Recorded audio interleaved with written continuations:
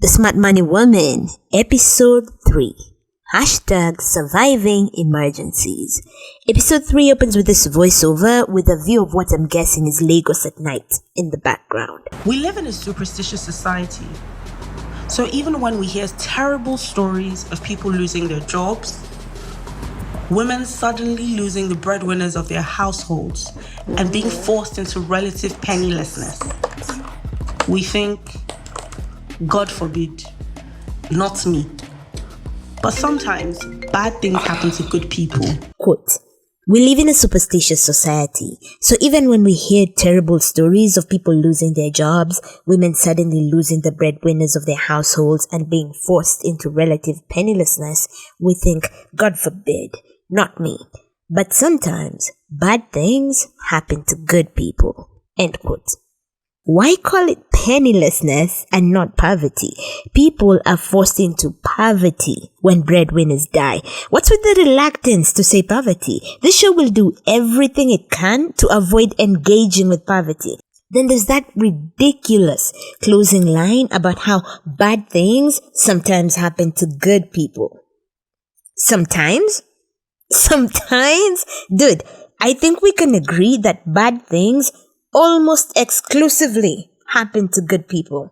Anyway, that's neither here nor there. This episode is about surviving emergencies, aka the bad things that happen to people. Zuri's mom's house caught fire and some part burned down, but no one got hurt, which is great. Her mom suffered some smoke inhalation, and when they couldn't get Zuri on the phone, they called her brother, who's overseas, who sent money for oxygen. The way that woman says her brother sent the money is almost like it's a criticism of Zuri. Now Zuri feels bad because she has nothing to contribute. There's something really fucked up about a society in which the only way you can contribute is financially. And if you can't, you must feel terrible about it. Now, maybe it makes sense in Zuri's case because the reason she's unable to contribute is because she's been squandering her money. The problem is, the millions watching this show are not Zuri. They're just poor people being shamed for being poor, for being the kind of people who would not have money to contribute in that situation. The types that don't have emergency money ready for when all hell breaks loose. It's interesting to me how the implicit criticism is of Zuri, but not this fucked up capitalist society and the for-profit healthcare system. The focus is on Zuri and not the fact that you have to pay for oxygen. Oxygen! Anyway, Zuri wants to go see her mom but is discouraged from going because sijui tomorrow is Monday, a work day that she should not miss. What is with this film's capitalist propaganda about work ethic? Of course, she should take time off work and immediately go see her mom. There should be no discussion about it, not even seeking permission. Her mother could have died. So what, she isn't hurt? She could have been. That's all that matters. She's fine. That's enough cause for celebration. Enough reason for her to go and see her. Plus, Zuri is neither a doctor, nor a paramedic, nor a nurse. No one will die because she missed work. Capitalist propaganda on work ethic has us really overestimating the value of our jobs and underestimating everything else. Resignations and dismissals, the exploitation and precarity of workers. It's worth keeping in mind that the show is about these upper-class women who are well known enough for blogs to gossip about them. The thing is though, what it purports to teach about money isn't limited to that social class. It may use those upper-class characters, but it's also talking in wide sweeping generalizations about money and how we should relate with it, from budgeting to tracking expenses, investments, and work ethic, etc. This is why it deserves every criticism from every class. Moving on. Tell us what happened. Yeah. Where's everybody? We have a lot of work to do. Good morning. Makamba, where's everybody? Good morning. Good morning. My tailors, where are they?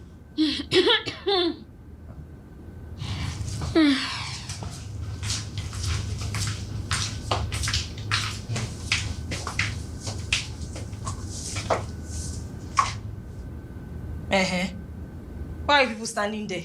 when we have so many orders to fill. Gloria, those dresses from yesterday, I hope you finished cutting them. No. You people should not let me fight you. Because you know that this is the busiest we've been in months. That dress I made for Toke has brought us big business. Oh yeah, move. Why are you people staring at me? What is this? Madam, we have something to tell you. We are resigned. You have what? Madam Tami, we really appreciate everything you do for us in training and in work. But we want to go and do another type of work. But thank you, Sha. Thank you very much. What the hell is this? My God, these people want to kill. So what is going to happen to all the deliveries we have this week? We have 86 deliveries. Didn't I just pay salaries like 3 days ago? What?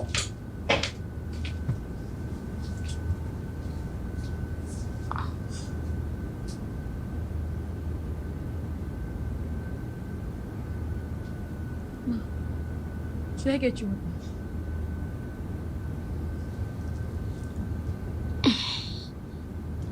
Ma, see, I heard that they all left because they want to go and work with Ruby's Scooter.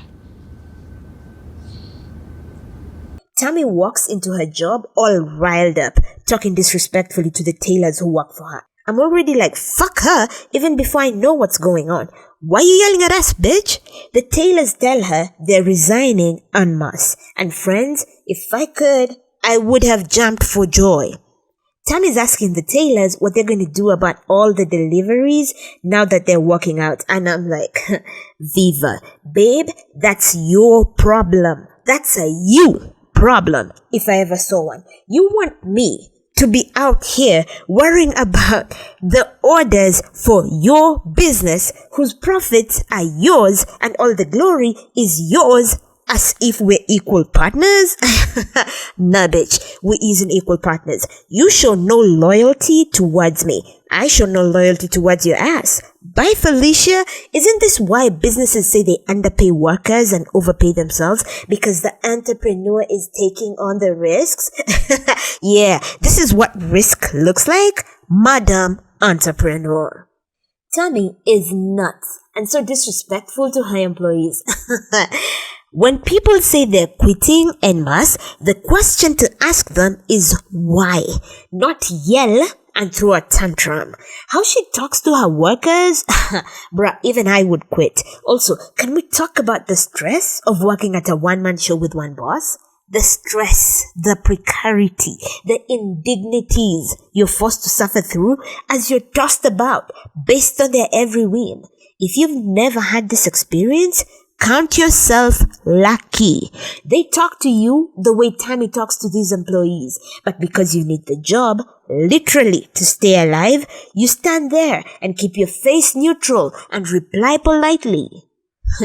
Also, dear smart money woman, it's within workers' rights to leave when they want. You don't get to demonize them. Fuck you. You're not doing them a favor. If anything, they're doing you a favor, growing your brand with you taking all the glory. Shidako, you had it coming. Me, I feel nothing for her. And what is that other employee worrying about? Talking about what will we do about the orders? Hiya babe, it's not your business. That girl will drop you without a second thought if she has to. Heck, even if she doesn't have to, just on a fucking whim. That employee Makamba is what we call a class traitor. They're siding with that capitalist instead of her fellow workers walking out. Like, no one's asking you to walk out with them. Just get your entire face out of the boss's asshole, Pygmisha. Tami recovers quickly, hiring other tailors to handle the orders. Only problem is, the new tailors don't do a good job and she gets massacred online. A new customer even returns the clothes to the shop and reads her the riot act. I'm like, bitch, why didn't you supervise? Like you only have one fucking job. One job. Me, I don't feel sorry for her. Not even a little bit. Fuck all the capitalists, big and small. I have zero solidarity with them. Anyway, her friends come in and help her. Whatever. I don't care. I just love that the show inadvertently shows us how capitalists make money by exploiting the labor of others. The show clearly demonstrates that it is workers who create value, not capitalists. When the tailors leave, everything grinds to a halt. Tami is forced to hire new tailors to exploit. Tailors who she gets from a middleman, an agency, which means they are likely being doubly exploited. After the new tailors come, work can resume because it is the tailors who create value, who make the wealth.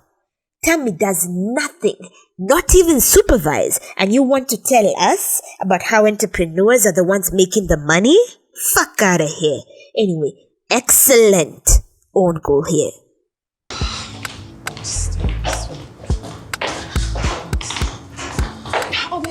I just saw the mail about the meeting. Yes, so.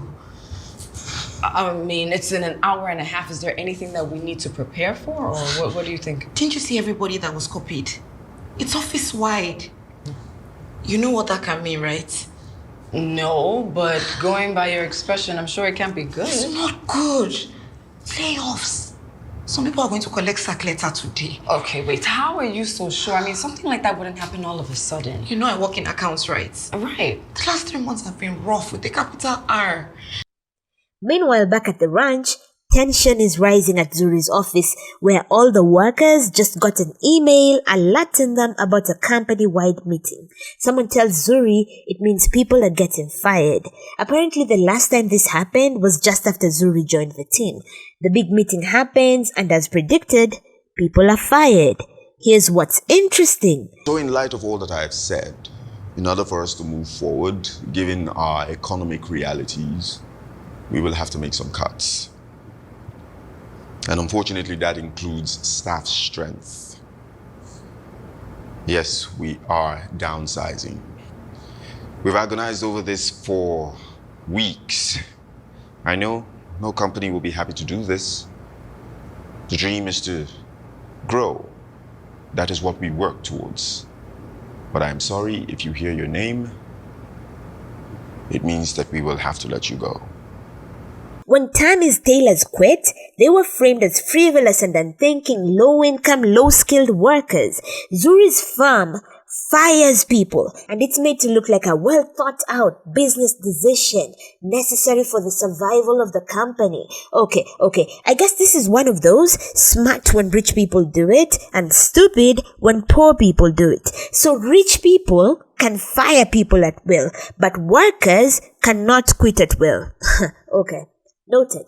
Also, why are they being fired so publicly? Everyone is called into the boardroom, then the names of those who have been fired are read out. What? They couldn't just tell them personally? The indignities workers are subjected to. Something terrible is happening to you. They are doing something terrible to you. But the boss is like, how can we make this worse? Yes, let's do it in a public setting so that everyone sees you at your lowest point. It's like that thing Louis Litt did on Suits, where he made someone pretend to be an associate, then fired the faker in front of all the new associates to scare them. It worked. Except this situation is worse because there's no play acting. You're exploiting someone's real pain for your bullshit ends. This is some bullshit. Fuck Zuri's bitch's boss, fuck the man, fuck operations. All workers should give companies zero loyalty. Also, that meeting could have been an email. It's interesting how in Zuri's case, she's encouraged to be loyal to the company, to work hard and really put in the work, but the company isn't loyal to employees. Same thing in Tami's case. The employees are framed as disloyal, with the exception of Makamba, who stays traitor. But Tami isn't loyal to them either. They're just replaceable tailors. Random aside, it's worth remembering that she considers the word tailor something beneath her. She is a designer. It is her workers who are tailors. One of the girls who's fired ugly cries, and it's like, yep, that's how you cry when your life is crumbling before your eyes. The girl says without her salary, her family is in trouble. Going by this film's thesis that broke means you can't afford your current lifestyle if you lose your job, is the fired girl broke or poor? Everything's gonna be okay. I'm sure something better will come. Something better how? Zuri, something better how? Because it took me over 1 year of searching to find this job.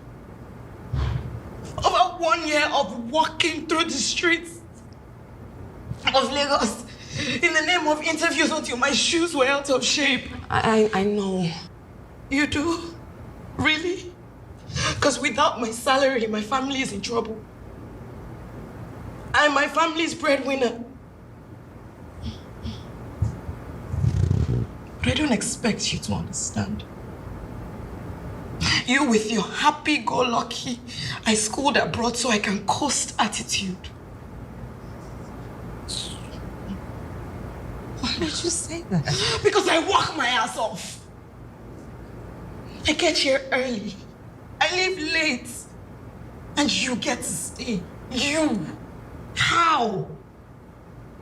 How is that fair? Look, I don't even know if I'm in the clear. I mean, he may want to do mine privately, being my mentor and all. I beg. Leave me alone. The fired girl says she works hard, gets to the office early and leaves late, and compares herself to Zuri, who's schooled abroad and just coasts on that. Now I'm confused. Does the film want us to believe that working hard is where it's at? Or that even if you work hard, you can still get fired? I'm confused, because this here girl did everything you're supposed to do in terms of work ethic. Came in early, stayed late, worked hard, yet she got fired. Then we have Zuri, who's schooled abroad, looks and sounds like it, but doesn't do any of that, and she didn't get fired. Capitalism with its different strokes for different folks, I guess. Wow, this show is everything. While the fired girl is crying, inconsolable in the hallway, this monologue plays. A smart woman doesn't wait for financial surprises. She systematically saves towards her emergency fund because she knows that this is the foundation of her financial journey. While she's having a breakdown, quote, a smart woman does not wait for financial surprises. She systematically saves towards her emergency fund because she knows that this is the foundation of her financial journey. End quote. While she's crying, they tell us she's not a smart woman because she didn't prepare for this kind of emergency. This woman who was supporting her family with her single income and looks like a secretary or something, this woman is not a smart money woman because she wasn't prepared for this kind of emergency. Okay, you know what? You hate poor people. You are against people supporting their families. You're assholes. There she is.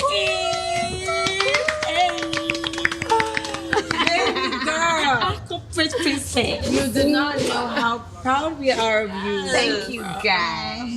Working mom, wife, everything, and you managed to pull it off. Climbing illegal corporate ladder one wrong time. Thank you so much. I will tell you that in a minute. But guess who has her own paralegal attached to her now? And the work, it's a lot. have to take on 2 pro bono cases in addition to my own already existing work. And then I'm taking on 3 of our international clients. Sis, that means you are definitely on track for partnership. I agree. Man, I don't want to be forward in that area. But you know, it's just that this means more time spent at work and less time spent with family, especially SJ. I don't think I can survive that. You can. D is for... Oh, if I say what is on Don't say it. Damn it. Oh, it's not me that said it. Like, sis, are you high? You guys. No, listen, I understand. D for me is delegation. You have to delegate here, there.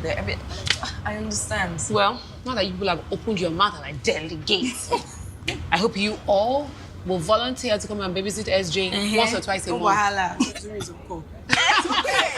Can you imagine? You'll be there too. Now that we sorted out Junior. How fast is he? Oh, Soji? Oh, he's fine. He's very happy for me. You know, he's very supportive.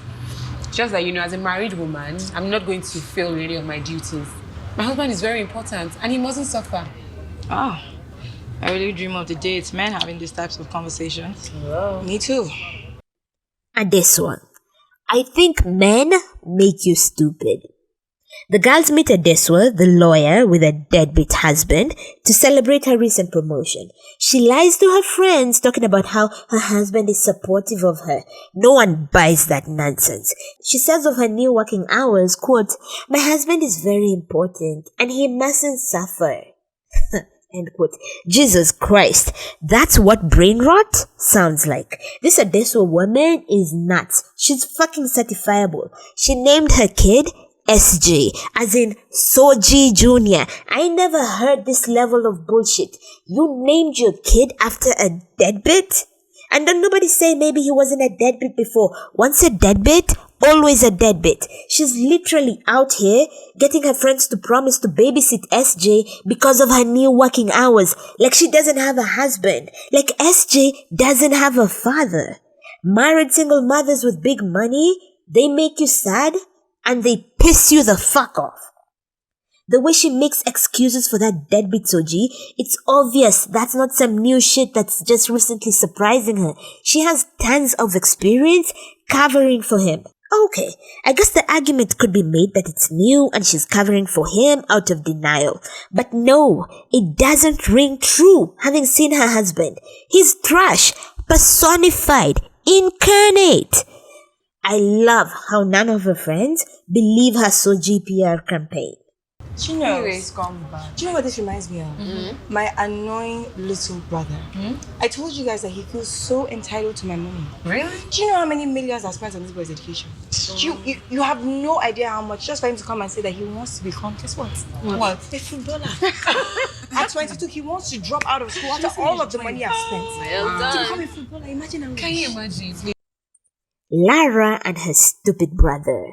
Lara tells her friends about her brother deciding to quit school to play football. When telling her friends about her brother, she talks about how many millions she's spent and how he wants to drop out after all that money.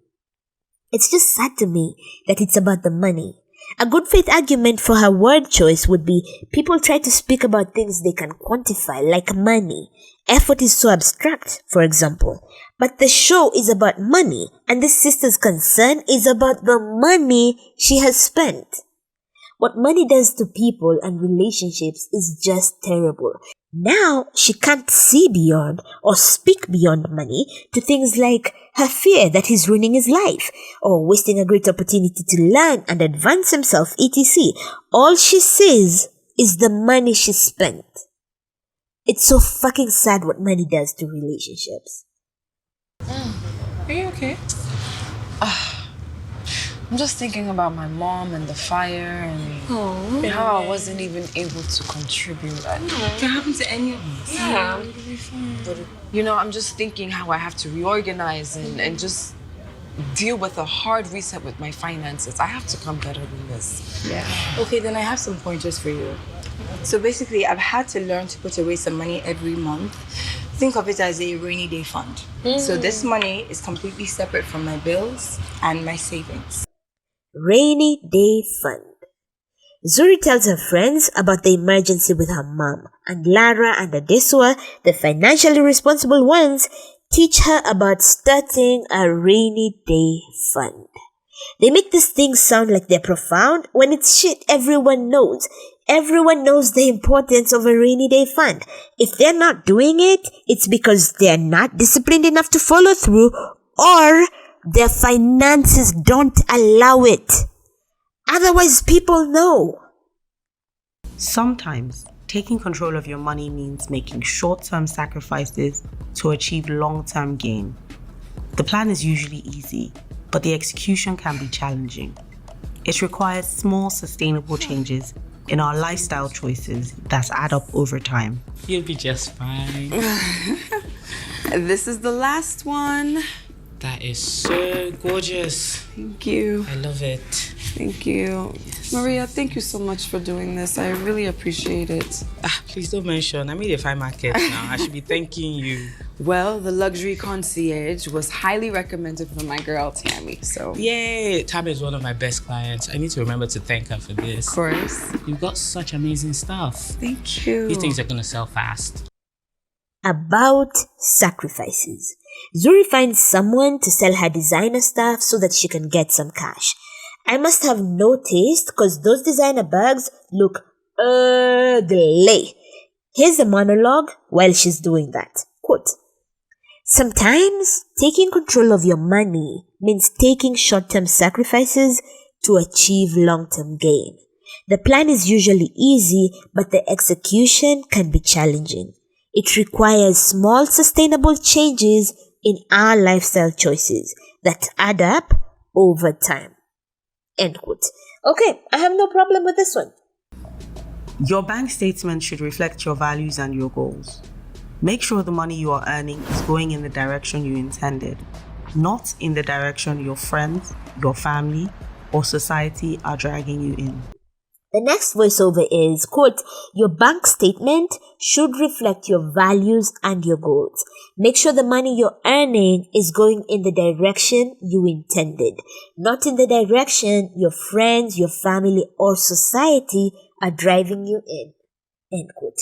During this one, we see Zuri's progress, how she sells her designer stuff, how she does her facial at home, not at some expensive spa, how she cancels her gym membership and works out with her friends at Adesuwa's house, how she still hasn't gone to see her mother, who could have died in a fire because of her newly found stellar work ethic. Progress all around, I guess.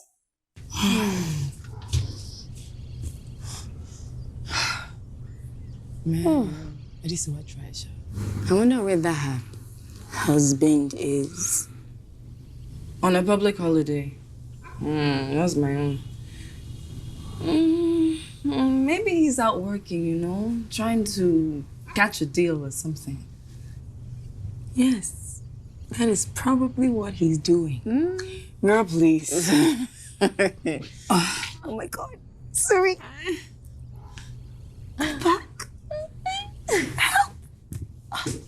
Back to Adesuwa. It's so embarrassing to keep a man. I hate all the scenes with Adesuwa's baby. They suck. That baby can't act. And her family life just sucks. I don't want to see it. I really don't.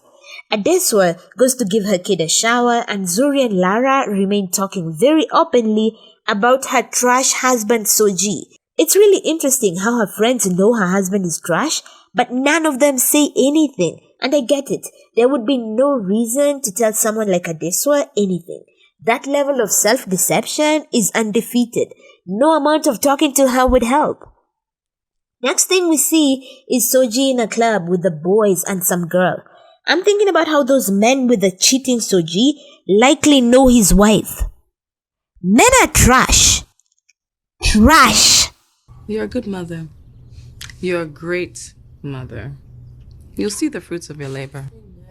Abi, and at least you're working for his future. The nest egg that you're building is so he can be comfortable. I wish all of us could say the same. Family again? Girl.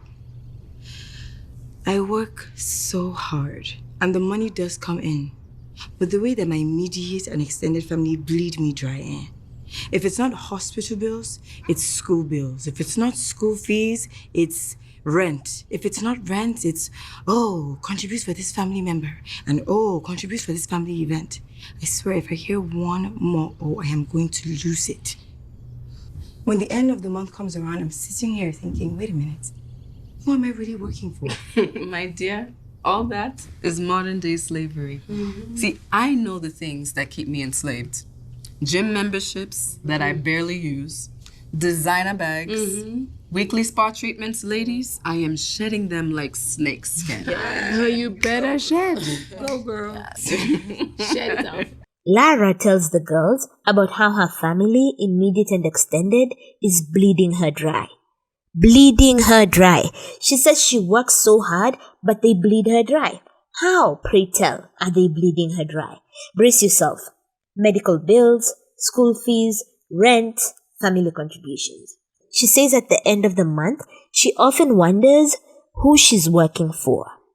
Then Zuri, in her infinite wisdom, says, quote, "My dear, that is modern day slavery," end quote. It appears we're back to black tax. The problem with the way black tax is framed is it has no critique of the system, just a massive critique of suffering people who need our help. So these girls have nothing to say about how healthcare should be a right. No comment about how education should be accessible to all for free. How housing should not be subject to market forces because it's a human right. They have nothing to say about widespread poverty and lack that necessitates that families constantly contribute to endless things. Nothing. Zero comment about that. Just how her family bleeds her dry and has essentially enslaved her. We're supposed to feel sorry for a top executive in an oil firm who drives a luxury car, lives in an expensive house, and has a rainy day fund. This person who also wears designer clothes and can afford expensive ashobis and days out with her girls is who we should be feeling sorry for. Yeah, I can't. I cannot bring myself to do that. How? I love Lara. Everyone knows she's my fave right after Ladun. But not even she can convince me to side with her on this one. We're supposed to see this woman as a slave to her family and also Jesus Christ. Why are we so casually invoking slavery like this? Black tax is not modern day slavery. Helping your family is not modern day slavery. Living in a capitalist society that exploits you at every turn, maybe that's slavery. Y'all are being too casual with the word slavery. Way too casual. You know what slavery looks like? It looks like working for someone else without any personal freedoms or ability to leave or stop. It looks like gaining nothing for your labor. Any day that she wants to, Lara can stop supporting her family. Slaves can't choose to stop. Lara doubtless enjoys the fruits of her labor and chooses what to do with it. Slaves don't. There are modern day wage slaves. Lara is not one of them. Wage slaves are people who literally cannot survive in the absence of their wages, and their wages are so low as to only support keeping them alive to be able to do more work. Like, you're literally paid enough just to stay alive. Enough not to die. Lara is not this. This bitch is rich. She's fucking rich. She is not a slave. She is not anybody's slave. Fuck this show for belittling actual wage slaves. Actual people who are suffering and being exploited endlessly. Any day Lara wants to stop supporting her family, she can. Slaves do not have that fucking choice. Fuck this fucking show. Then Zuri, fuck her all the way to hell, gives her version of the things that keep her enslaved. Sijui designer bags and weekly spa treatments. First of all, fuck you. Second of all, I want us to stop casually using the word slave. Then she says how she's shedding all those things that keep her enslaved, like a snake sheds its skin. So I'm just wondering, is she suggesting that Lara stop helping her family? and contributing to shit? Is that what she's saying? Then the fools around her support those damn sentiments. I'm getting real pissed. We're getting to the end of the episode. It's fine. Adesuwa, is it just me and Lara that have problems? How can? It's just that Soji and I have an excellent understanding. You guys know we have a joint account, which helps us stay accountable to each other. And nobody really makes any huge withdrawal without checking with the other person. Yeah.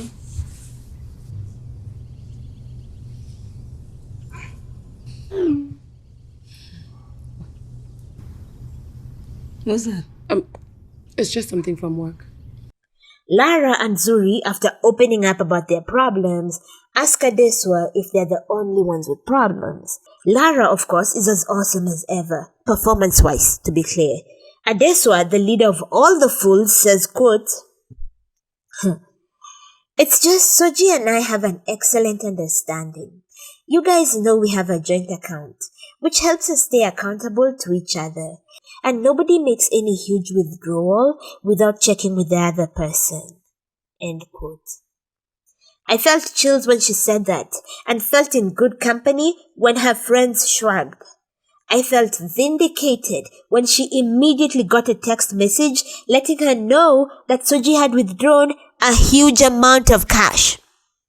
She's fucking nuts. She has a joint account with her loser husband, who she knows is a loser because he doesn't even do that thing where he's incredibly sweet to you but is trash so you're confused. He just full-on picks loser daily and lives by it.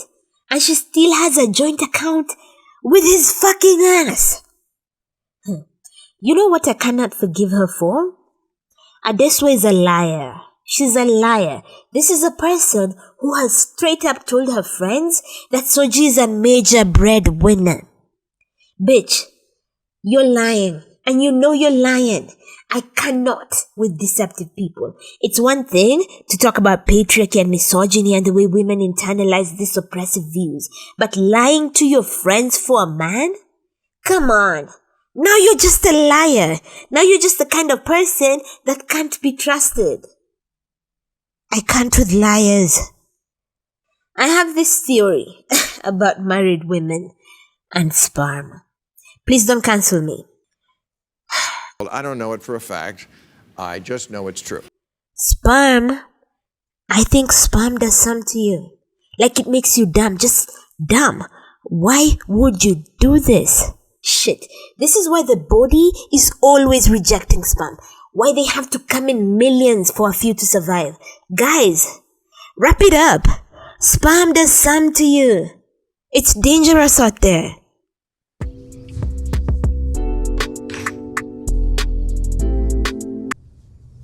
Is that my baby girl? Soji, where are you coming from? What now? You were hanging out with your friends just now. In fact, I saw them leaving. I went to hang out with my friends too. Is that a crime? Hanging with your friends is not a crime, Soji, but this could be. What's that? That's a huge amount to withdraw without discussing it first. 217,000 naira. What do you need it for? So I just told you I was hanging with the boys. Oh, big deal. Wait. You are saying that you spent 217,000 naira at once hanging with the boys? Soji, we've discussed this now. We can't afford these expenditures, especially without agreeing on it first. Just calm down now. Relax. I just sealed the deal. Relax. Wait. You just closed the deal? Yeah. Oh, babe. Well done. You should have said that. I'm proud of you. Mm. Oh, wait. Is it a positive conversation type of deal closing? What does that mean? Adesuwa, tell me, what is that supposed to mean? No. I'm just saying that, we've been down this road before several times. 1 minute, the deal is there. The next minute, something goes wrong. Adesuwa, if there's something that you want to say to my face, here it is. Say it to me now. I'm not trying to say anything. I'm just saying that it may be better that we get the money first before we start celebrating. And even then, we should talk about it. Plan. Adesuwa, this is the thing that really irritates me about you. I mean, I go out there I'm hustling day in, day out. A man comes back after all this and then you are giving me grief? Really? Well, I just need some support. Don't I deserve some support? Sarge, you do. You deserve all the support, and I do support you, but Sarge, work with me here. We're drowning, Sarge. Leave all this Sarge you're saying. What is it now? How much did I even spend? 217. How much is one bottle of Hennessy? I are stressing me like this. I need to spend money to make money. What if I go rubbish in Ule? It's because you are bringing money, sir. That fucking twat Soji comes home, and Adesuwa, the good wife, confronts him about the big withdrawal. He says he spent all that cash hanging with the boys, closing the deal. Then she asks if the deal is done. What? The way he gets angry and in her face? The way she pulls back, kind of fearful, as he throws his arms around, all up in her face. That's a man to leave. That's a dangerous motherfucker. The way he reverses things so that she's the one who always ends up apologizing? What? This is abuse 101. The closing bit of advice is about how these days everyone is advised to become an entrepreneur, but that may not be for everyone. Here's the direct quote. The most popular answer these days to earning more is become an entrepreneur. Start your own business. The reality is not everyone's cut out to be a boss. My idea? Find your purpose. Your purpose is the thing that drives you to be successful. Just be sure that your idea solves a problem that people will be willing to pay for. End quote. What's the film's advice? Find your purpose and make sure you solve a problem that people will be willing to pay for. I can't. First of all, I think that whole purpose thing is bullshit. It's also real surprising to see someone who is so critical of religion get taken by this religious lie. Purpose as this thing you're meant to do is ridiculous. Meant to do by whom? Bullshit. Purpose came from this idea that God created you for something in the same way a carpenter made a table for a reason. It has a specific function, a specific purpose. I don't believe humans have that, and for a show that's critical of religion to then advance this purpose talk is crazy. Human beings are not like chairs that are made for a very specific reason. This is a lie peddled by Rick Warren and co. and used just to make people feel anxious about finding their purpose. People are so much more than one thing. You can do more than one thing. Then there's this idea of purpose as the thing that drives you to be successful. What the fuck is that even? You know what drives me to be successful in a capitalist society? Staying alive and free from pain. That's what drives me to be whatever the fuck successful means. Keeping myself and my loved ones okay. Period. Then there's this super fucked up idea that you should make sure the problem you solve is one that people are willing to pay for. This is beyond outrageous. Say there's no money to be made in fixing the problem. Do we then not fix it? This capitalist logic is wicked. It's pure concentrated wickedness, and it's counter-revolutionary.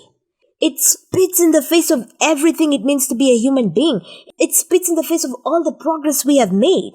According to these people, everything we do has to be filtered through the marketplace. We're supposed to value ourselves and everything else based on business and what people are willing to pay for.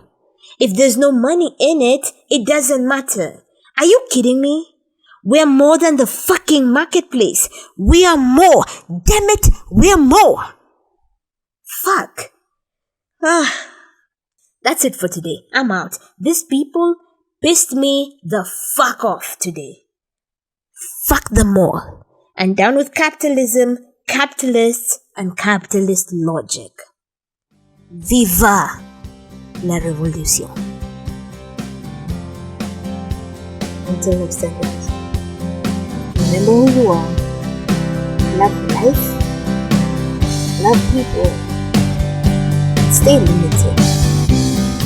Bye.